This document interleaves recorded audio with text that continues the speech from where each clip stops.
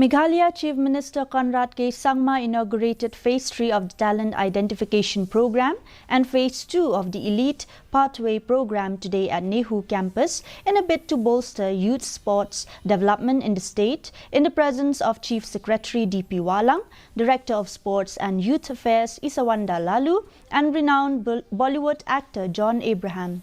In his address, Chief Minister Sangma emphasized the government's unwavering commitment to prioritizing youth development through sports. He pledged sustained interventions to nurture and unleash the full potential of young athletes, highlighting the transformative power of sports in shaping the future of Meghalaya's youth.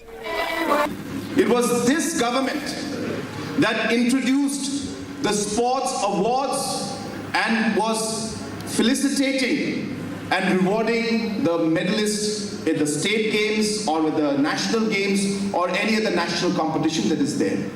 It is this government that started giving scholarship to our students who are getting medals in national games and in national competitions at different disciplines that are there. I just would like to thank the Meghalaya government, Honorable Chief Minister Shri Conrad Sangma in particular. Thank you for being so proactive and for making this dream into a reality. I'll promise you, we will be the best residential academy in the country, the best. Education Minister